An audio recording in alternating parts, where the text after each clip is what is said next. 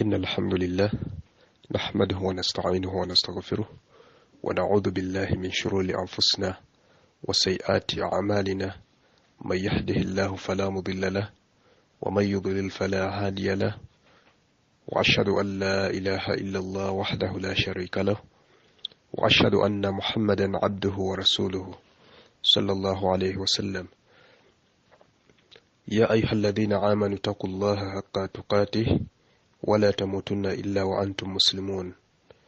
يا أيها الناس اتقوا ربكم الذي خلقكم من نفس واحدة وخلق منها زوجها وبث منهما رجالا كثيرا ونساء واتقوا الله الذي تسألون به والأرحام إن الله كان عليكم رقيبا. يا أيها الذين آمنوا اتقوا الله وقولوا قولا سديدا يصلح لكم أعمالكم ويغفر لكم ذنوبكم ومن يطع الله ورسوله فقد فاز فوزا عظيما. أما بعد فإن خير الحديث كتاب الله وخير الهدي هدي محمد صلى الله عليه وسلم وشر الأمور محدثاتها وكل محدثة بدعة وكل بدعة ضلالة وكل ضلالة في النار. ebitendo byonna ebirungi bya Allah tumutendereza ne tumusaba okutuyamba, tumusaba okutusonyiwa era tumusaba tuwonye obubi bw'emyoyo gyaffe n'ebibi by'ebikolwa byaffe. Oyo yenna Allah gw'abalungamizza teri asobola kumubuza era gw'ababuzizza teri asobola kumulungamya. Kakasa mu mutima gwange era n'enjatuza n'olulimi lwange nti mu biriwo byonna teri kisinzibwa mu butuufu okujja ku Allah yekka atalina kimugattibwako, era kakasa nti Muhammad sallallahu alaihi wasallam muddu we era mubaka we. Allah tugamba mu Qur'ani y'ekitiibwa nti abange mmwe abakkiriza mutya Allah mu butuufu bw'okumutya era temutuukibwangako okufa okuggyako nga muli basiraamu. N'agamba mu aya endala nti abange mmwe abantu mutya omulabirizi amakulu Allah wammwe oyo yabatonda n'abajja ku mwoyo ogumu era mwe yatonda mukyala waagwo n'azaalukusa okuva mu jjo gyombi abasajja bangi n'abakyala. Mutya Allah oyo gwe musabiragananga oba gwe musabiragana ku lulwe Allah kuva dda nga mutunuulizi gye muli. Mu aya endala n'agamba nti abange mmwe abakkiriza mutya Allah era mwogerenga ebigambo bituufu. Allah abalongooseza emirimu gyammwe era abasonyiwa ebibi byammwe. Oyo yenna agwanira Allah n'omubaka we aba yeesiimye olw'essiima lunene. Oluvannyuma lw'ebigambo ebyo, ebigambo ebisinga okuba ebirungi kitabo kya Allah, obulungamu obusinga okuba obulungi bulungamu bwa Nabbi Muhammad sallallahu alaihi wasallam. Ebintu ebisinga okuba ebibi bye bizuule mu ddiini. Buli kizuule kyonna kiba kigunje ate nga buli kigunje kiba kyabubuze ate nga buli kyabubuze kya muliro. N'olw'ensonga eyo tugenda ku musomo gwaffe nga tutunuulira engeri gye tulina okuyiga okusiiba okutuufu. Mu nsonga ezimu ze twakomako omulundi ogwayita tugenda kuyita mu bufunze nga tulaba mu bufunze ebintu ebisonyiisa oba ebintu ebisonyiisa oba ebisonyiyibwa omusiibi.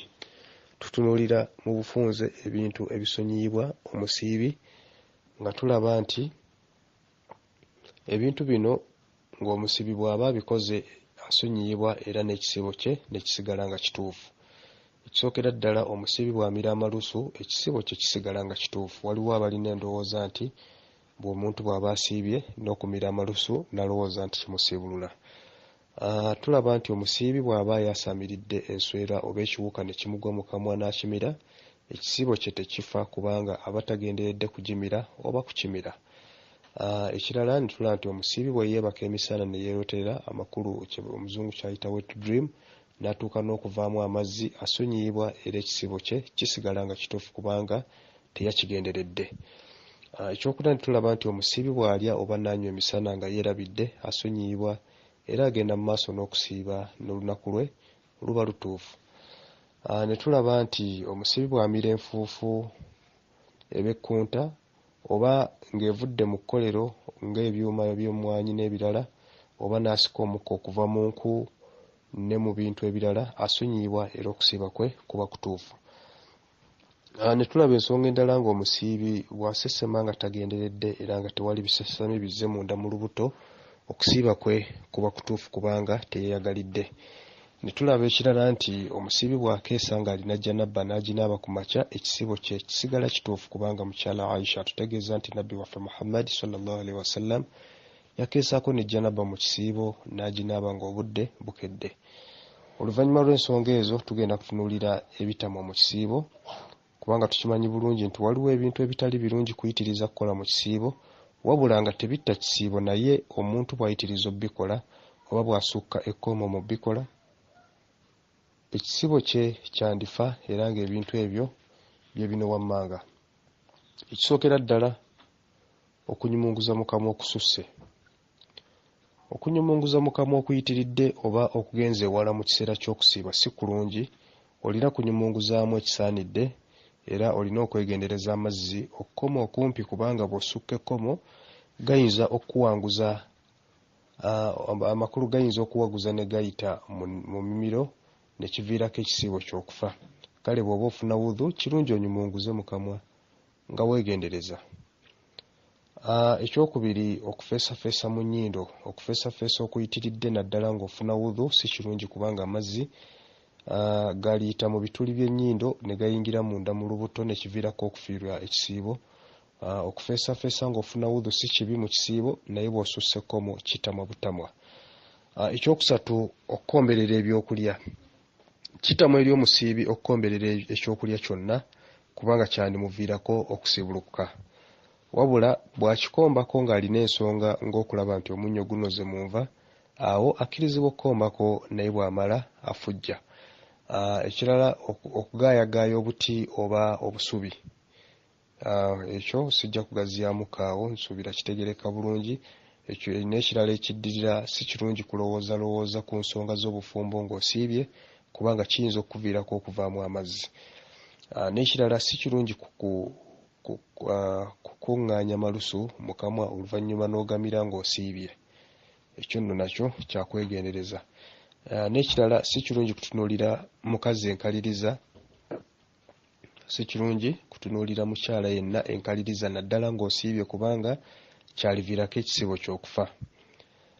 Nga n'ekisembayo, si kirungi kukwatakwata mukazi wo oba okumwesembereza ennyo oba omunywegera ekisusse mu kisiibo kubanga kyandiviirako okugwa mu nsobi. Kiyinza obbaviirako okubeera nga mugwa mu nsobi. Ezimu ensonga ze twali tusuubiza okubeera nti tutunuulira mu bugazi, nga wano tuba tuziyita mu bufunze, mwe muli ensonga ye zakatul fitr, nga zakatul fitr gwe mutemwa gw'emmere omusiibi gw'alina okuwa abateesobola oluvannyuma lw'okusiiba omwezi gwa Ramadan okutukuza ekisiibo kye. Zakatul fitr bwe tuba tugitunuulira tulaba egasa ki? Wano mu bufunze etukuza ensobi omuntu z'aba akoledde mu kisiibo mu butanwa, era eyamba baganda baffe abateesobola nabo okufuna essanyu ly'olunaku lwa Eid kubanga nabo baba basobodde okwetuusaako bye batalina. Mulimu n'okwebaza Allah okusobozesa okusiiba n'ebirala. Kati ani akakatibwako zakatul fitr? Zakatul fitr ekakata ku buli musiraamu yenna, omusajja, omukazi, abaana abato n'abakulu, abaweereza b'awaka, amakulu, abakozi kasita babeera nga basiraamu. Ekakata ku buli muntu amaze okufuna ekyokulya ky'olunaku lwa Eid eky'emisana n'ekyeggulo, olwo ekiba kifisseewo n'akiwaayo nga zakatul fitr. Bw'aba afunye ebyakulya bya Eid byokka, oyo tawa. Ate bw'aba tasobodde na kufuna byakulya ku Eid, olwo naye alina kuba aweebwa buweebwa zakatul fitr, n'olwekyo ye aba tawa. Era zakatul fitr eno etwalibwa ddi? Ensonga zino nziyitamu mu bufunze. Zakatul fitr etwalibwa ku lunaku lwa Eid al-Fitr lwennyini nga tonnasaala Eid, era kikkirizibwa okugiwa ng'ebulayo ennaku 2 oba 3 kisobozese bannannyiniyo okwegassa nayo mu budde. Ekibuuzo ekitali kitera okubeerawo nga kyetoolooledde wano mu zakatul fitr nti etwalibwa mu ki? Zakatul fitr etwalibwa mu mmere ey'ebika byonna, kabube buwunga, ekisingira ddala kwe kugitoola mu mmere ekozesebwa mu kitundu.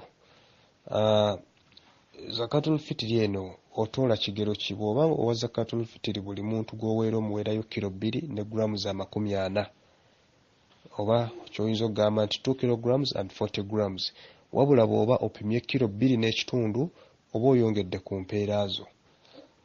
Ani gw'olina okutoolera zakatul fitr? Kino nakyo kitera nnyo okubuuzibwa. Osooka kweweerayo yiyo n'ozzaako mukyalawo, maamawo oba taatawo. Bw'obanga ggwe obaweera n'ozzaako abaana bo, awo n'ozzaako b'oli nabo awaka ng'abakozi n'abalala. Mpozi ekirala ky'olina okumanya nti bw'oba nga ky'osigazzaawo tekimala bantu b'olina kuweera, awo osookamu bakulu, oluvannyuma n'okuba akalulu n'oweerako bw'osobodde abalala n'obaleka kubanga bwe busobozi bwo. Omukazi bw'aba yeeweeredde si kibi, era ayinza n'okuweerayo bba bw'asangibwa nga talina, era n'abaana bwe baba balina obusobozi basobola okweweerayo. Wa barakallahu fiikum wa jazakumullahu khair. Ndala ensonga gye nali nsuubira okubeera nti tutunuulira mu maaso mbugazi y'ensonga ya Eid al-Fitr. Eid al-Fitr yasaalibwa oluvannyuma lw'okulaba omwezi oba okumala okujjuliriza Ramadan ennaku 30. Oluvannyuma lw'okufuna obukakafu nti omwezi gulabise, tutandikirawo okuleeta takbiira nga tugamba nti Allahu akbar, Allahu akbar, Allahu akbar, nga bwe tuzireeta ku lunaku olwa Eid bulijjo. Omusiraamu yenna alina okulaba nga tasubwa kusaala Eid wamu n'okuwuliriza khutuba amakulu okubuulirirwa ku lunaku olwa Eid, kubanga Eid sunna nkulu nnyo ddala omusiraamu gy'atasaanidde kusubwa. N'abakyala bali mu nsonga z'ekikyala bakkirizibwa okwetaba mu kujaganya ku lunaku olwo, wabula tebakkirizibwa kusaala naye basobola okuwuliriza khutuba. Oluvannyuma lw'ebigambo ebyo ngenda kusaba introduction yeyo tubeere nga tugikomyawo.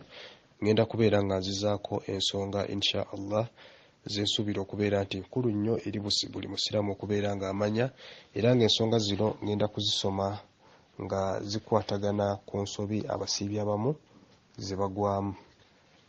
Ngenda kuba nsoma ensobi zino nga bwe zaawandiikibwa mu kitabo, ziri ensobi 40 abasiibi abamu ze bagwamu, ng'ekitabo kino kyawandiikibwa aba Dar al-Qasim okuva e Saudi Arabia, nga baawandiika mu kitabo kino nga balaga nti ensobi esooka mulimu okwaniriza Ramadan nga tugula ebyokulya n'ebyokunywa mu bungi. Kati engeri gye twolekedde okubeera nti tuyingira mu mwezi ogwa Ramadan, tulina okwegendereza ensonga zino, kubanga omuwandiisi oba abawandiisi baagamba nti wa min al-akhta'i, emu ku nsobi istiqbal ba'd al-muslimina al-hadha ash-shahr al-karim بالمبالغة في شراء الأطعمة والمشروبات بكميات هائلة بدلا من الاستعداد للطاعة والاقتصاد والمشاركة الفقراء والمحتاجين. Amakulu nti emu ku nsobi be basiraamu abamu okwaniriza omwezi guno ogw'ekitiibwa nga bayitiriza okugula ebyokulya n'ebyokunywa mu bipimo ebingi mu kifo ky'okwetegekera ebikolwa ebyokugondera Allah, okukekkereza n'okwetaba mu kuyamba abaavu n'abeetaavu. N'agamba nti ensobi ey'okubiri ta'jil suhur, okulya ddaaku amangu. N'agamba nti wa huwa ma yaka'u min ba'di as-sa'imin,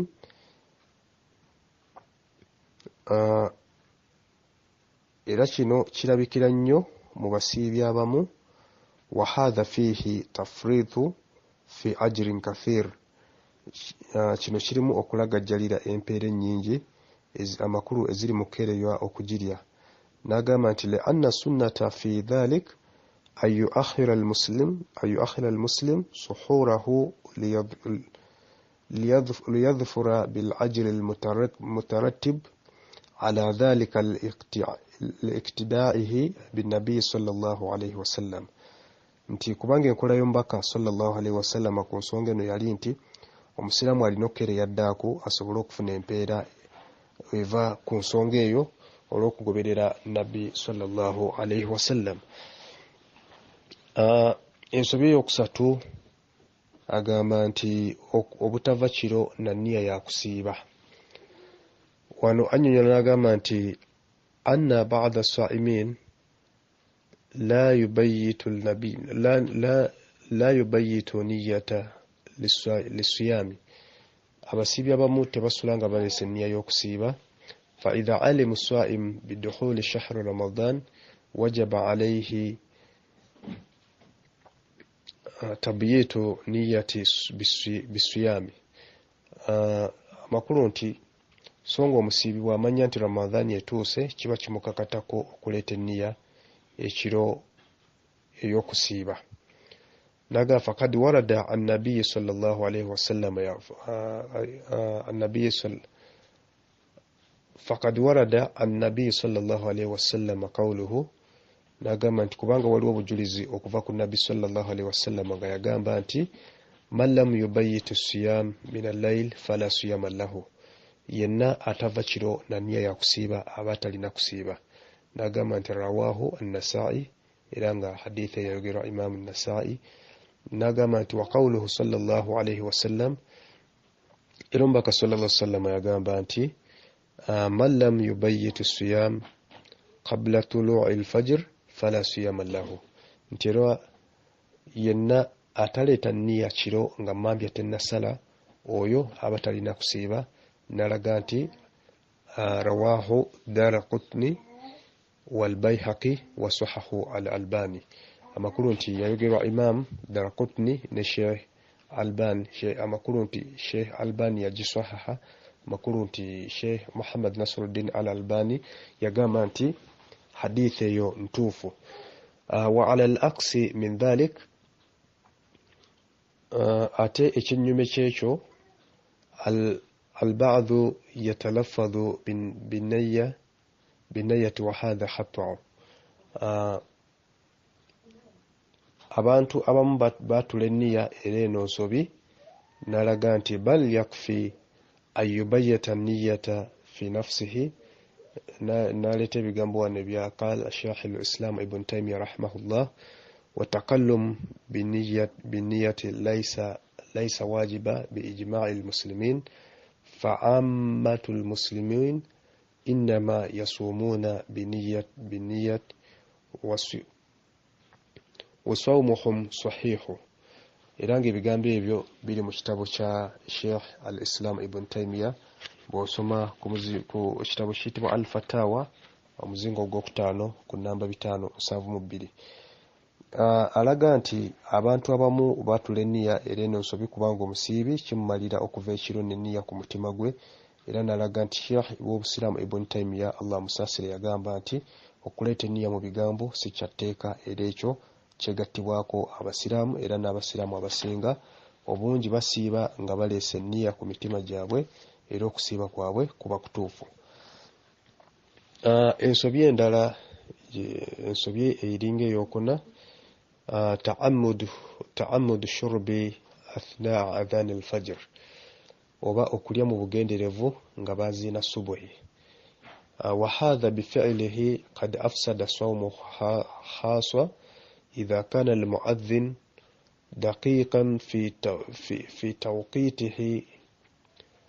tawqitihi li'adhan. Emu ku nsobi kwe kunywa oba ekinywebwa kyonna mu bugenderevu mu kiseera bwe bazinira esswala ya subuhi.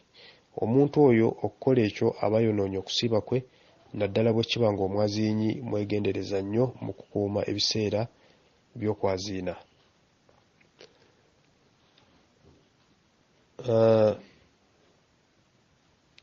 قال الشيخ ابن عثيمين رحمه الله تعالى الأذان للصلاة الفجر إما أن يكون بعد طلوع الفجر أو قبله. الشيخ ابن عثيمين الله مساسر yagamba nti okwaziina olw'okusaala esswala ya subuhi olumu kubaawo nga mmambi emaze kusala oba nga tennasala. فإن كان بعد طلوع الفجر, singa kubaawo oluvannyuma lwa kusala kwa mambya, فإنه يجب على الإنسان أن يمسك بمجرد سماع الأذان. Amakulu nti singa kubaawo oluvannyuma lwa kusala kwa mambya kiba kikakata ku muntu okukomya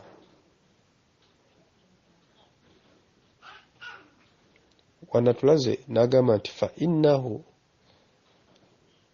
الأذان لصلاة الفجر إما أن يكون بعد طلوع الفجر أو قبله، فإن كان بعد طلوع الفجر فإنه يجب على الإنسان أن يمسك بمجرد استماع الأذان. nti okwazina olw'okusaala esswala amakulu okwazina olw'okusaala esswala ya subuhi olumu kubaawo nga mambya emaze kusala oba nga tennasala, n'agamba nti singa kuba oluvannyuma lwa kusala kwa mambya kiba kikakata ku muntu okukomya okulya n'okunywa na byonna ebisiibulula ng'okwaziina kuwuliddwa. لأن النبي صلى الله عليه وسلم يقول kubanga nabbi sallallahu alaihi wasallam yagamba nti inna bilalan yu'adhdhinu bil-layl fakulu washrabu hatta tasma'u adhan ibn ummi maktumi fa innahu la yu'adhdhinu hatta yatlu'a al-fajr. Amakulu nti Bilali ye ayazina bukyali kiro, musigale nga mulya okutuusa nga mumaze kuwulira ibn ummu maktum, kubanga ye tayazina okujjako nga mambya emaze kusala. فإن كنت تعلم أن هذا المؤذن لا يؤذن إلا إذا طلع الفجر فامسك بمجرد آذانه. Era ng'ebigambo ebyo biri mu durus wa fatawa al-haram. Singa oba okimanyi nti omwazinyi gundi ye tayaziina okujjako nga mambya emaze kusala, komangaawo okulya ng'owulidde okwaziina kwe. N'olwekyo tugenda ku nsobi ey'okutaano, ng'ensobi eno y'ey'obutakoma kulya eri oyo aba teyategedde nti Ramadhan yatuuse bw'ategeera.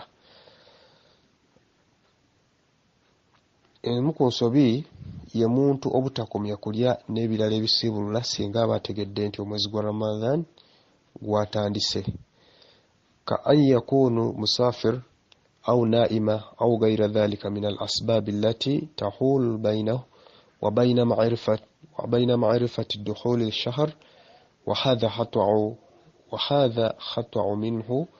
فينبغي على المسلم متى علم بالدخول الشهر أن يمسك بقية يومه، لما ورد عن سلمة بن الأكوع رضي الله عنه قال.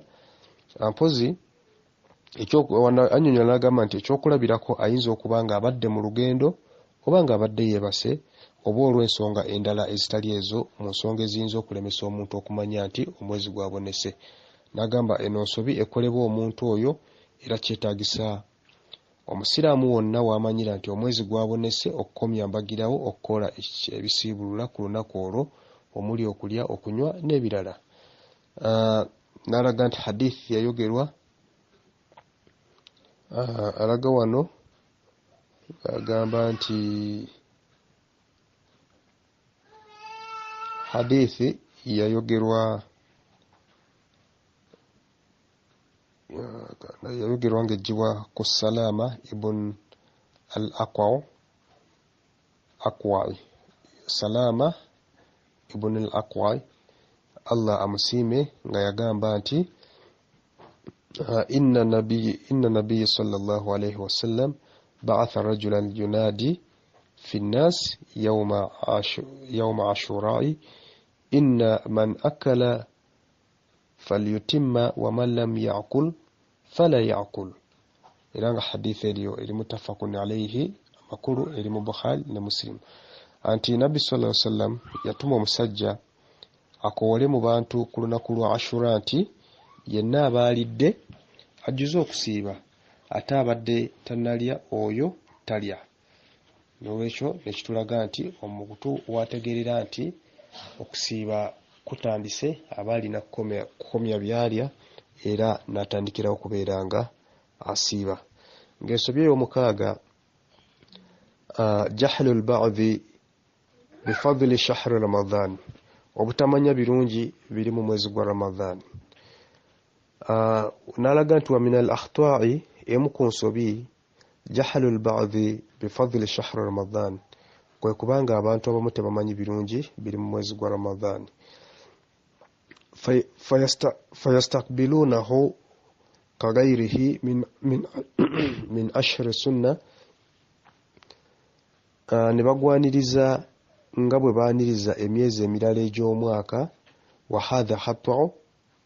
وهذا خطأ لما صح عنه صلى الله عليه وسلم أنه قال eno nsobi olwa hadith entuufu okuva ku nabbi sallallahu alaihi wasallam nga yagamba nti idha jaa ramadan webanga etuuse futhat abwab aljanna emiryango gy'ejjana giggulwawo wagullikati abwabu nnar ne giggalwa amakulu ate egy'omuliro ne gibeera nga giggalwa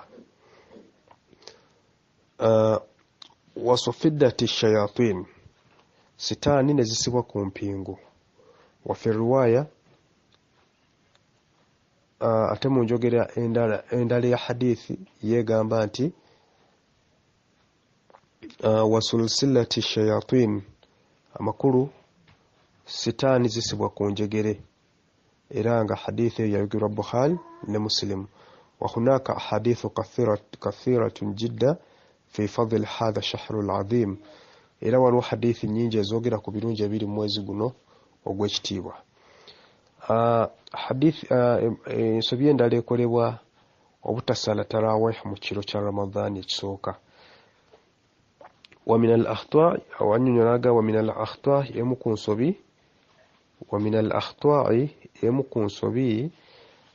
أن بعض الناس إذا بلغه أن هذه الليلة هي أول ليلة في رمضان لا يصلي صلاة التراويح kwe kubanga abantu abamu amawulire bwe gamutuukako nti ekiro kino kyekiro ekisooka mu Ramadan omuntu oyo tasaala swala ya tarawih wa hadha khata' eno nsobi فإنه بمجرد رؤية انحلال رمضان يكون المسلم قد دخل في أول الليلة من الليالي رمضان فمن السنة أن يصلى تراويح مع جماعة المسلمين في المسجد في تلك الليلة kubanga olulabo bulabi ku mbonekera ya Ramadan omusiraamu aba amaze okuyingira mu kiro ekisooka mu biro bya Ramadan kya mu nkola ya mubaka sallallahu alaihi wasallam okusala tarawih mu jamaa y'abasiraamu mu mizikiti mu kiro ekyo otunuulira ensobi ey'omunaana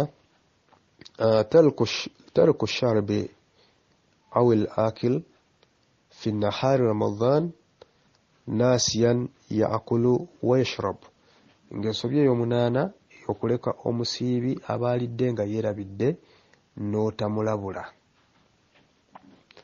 annyonnyola ensobi eno n'agamba nti wa min al-akhta'i emu ku nsobi ma yaf'aluhu ba'du an-nasi min tarki sharbi aw al-akil fi nahari Ramadan nasiya ya'kul wa yashrab hatta yafruga min hajatihi kyekyo abantu abamu kye bakola ne baleka omuntu abanywa oba abaali emisana mu Ramadan nga yeerabidde ye n'agenda mu maaso okutuusa lwamala kyaba yeetaaga kala Sheikh Ibn Baz rahimahullah Sheikh Ibn Baz yali mufti wa Saudi agamba nti